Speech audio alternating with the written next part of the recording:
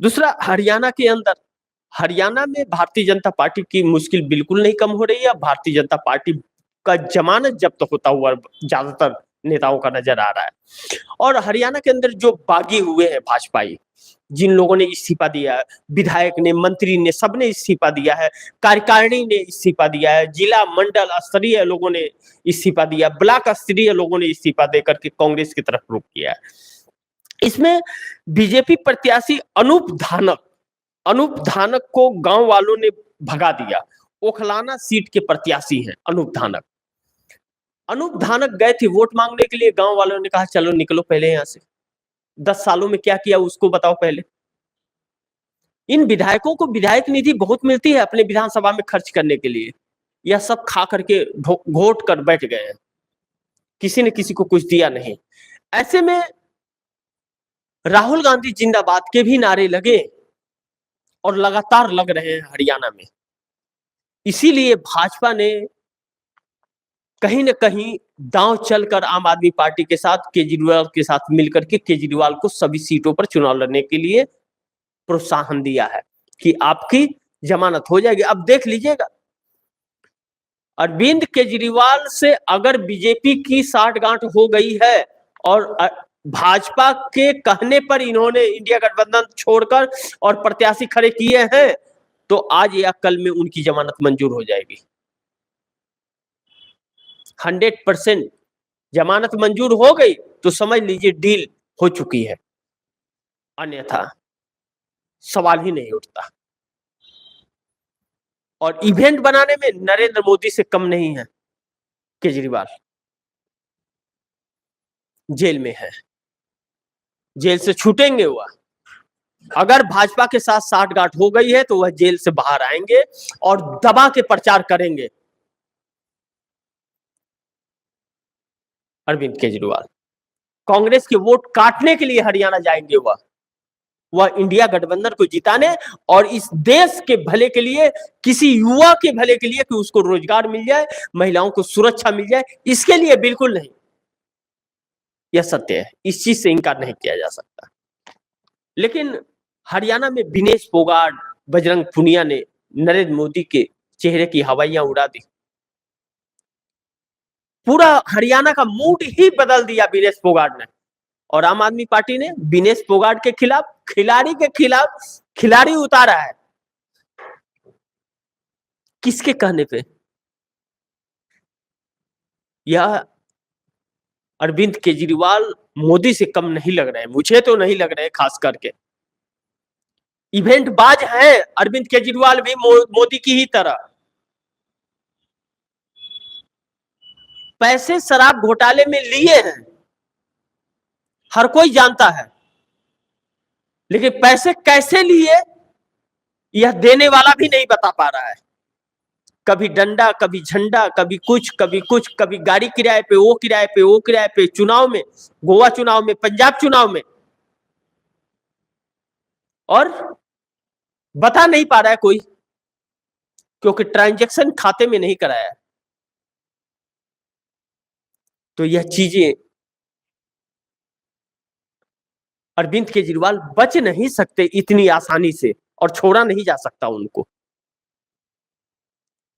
अरविंद केजरीवाल ने भी कहीं ना कहीं ठगने का ही एक इवेंट का कार्य उन्होंने किया है।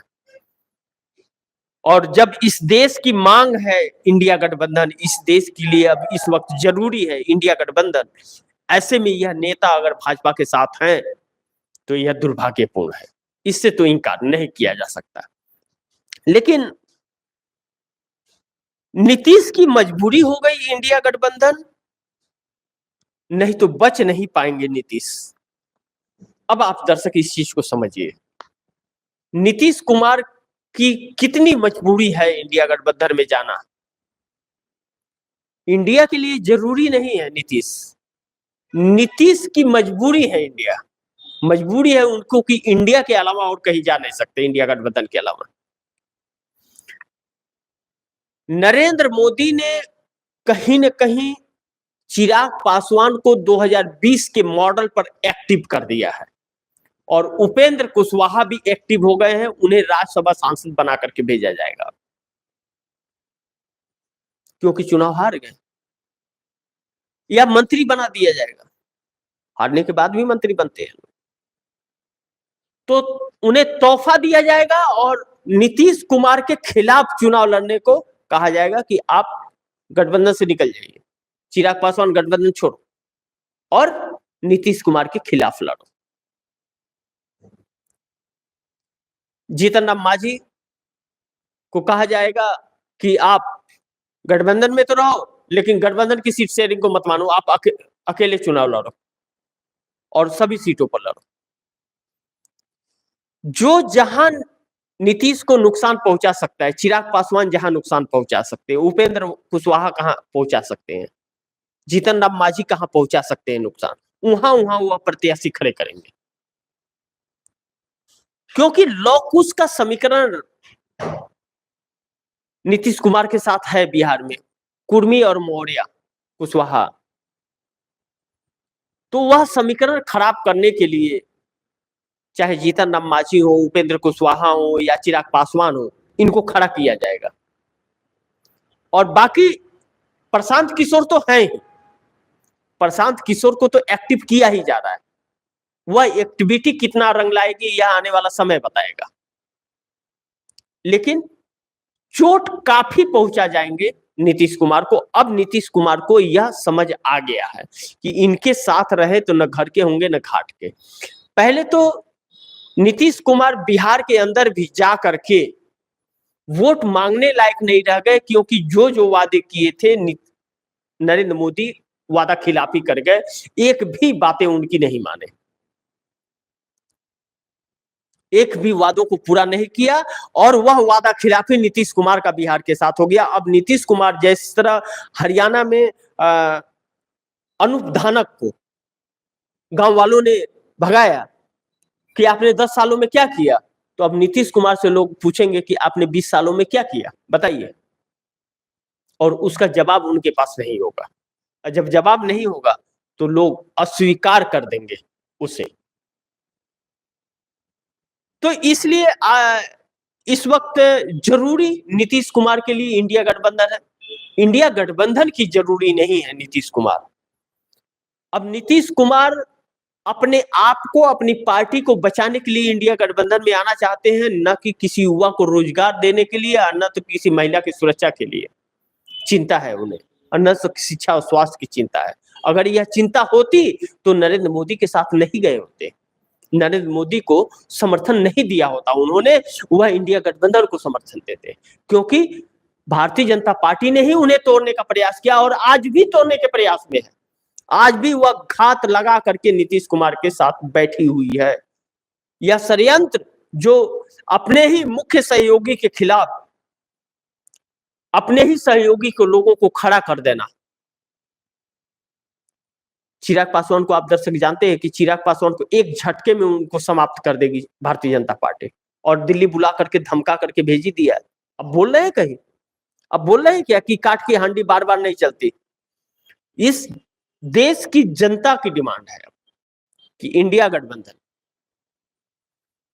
जो नहीं है साथ वह देश का गुनाहगार है, हमारे युवाओं का गुनाहगार है, हमारे और आपके बच्चों का गुनाहगार है, हमारे आपके बहन बेटियों का गुनाहगार है, क्योंकि बहन बेटियों के साथ जितनी अभद्रता अब इस वक्त हो रही है वह सहने योग्य नहीं है अब। और जब जब भाजपा की सरकार बन रही है तब तब यह चीजें हो रही है, और 2014 से लगातार यह गतिविधियां नफरत फैलाने का, बेरोजगार करने का और महंगाई से कमर तोड़ने का यह लगातार चल रही है। बेटियां जो हम लोगों की जाती थी बाहर, कोई चिंता नहीं होता था, वह जाकर के अपने काम भी करती थी, आज वह घर में बंद हो गई। मजबूरी है कि उसे घर में बंद करना पड़ रहा है, क्योंकि उसके सम्मान और अपने सम्मान की बात है। तो इस वक्त देश जग गया है, यह हकीकत है। और राहुल गांधी को लेकर के जो मोदी सरकार के लोग या भाजपा के लोग कहें, भाजपा के लोग नहीं कह सकते, मोदी के लोग कह सकते हैं, क्योंकि भाजपा के संस्कार ऐसे नहीं थे, भाजपा के संस्कार ऐसे नहीं है। अटल बिहारी वाजपेयी, लाल कृष्ण आडवाणी के ऐसे संस्कार नहीं थे। इस तरह के नफरती भाषा और नफरत वाले और दुश्मनी नहीं करते थे वो राजनीति के अंदर। यह 2014 से हुआ। तो जो ओरिजिनल भाजपाई है उनका बयान नहीं आएगा, जो मोदी भाजपाई है उनका बयानबाजी यह होता है। वह नफरती हो गए हैं, वह आतंक मचा रहे हैं, वह लोगों को देशद्रोही बोल रहे हैं। खुद जो देशद्रोही हो वह दूसरे को देशद्रोही बोल रहा है अपने आप को बचाने के लिए। यह दिन भी इस देश को देखना था, तो यह लोगों को भी पहचानना पड़ेगा।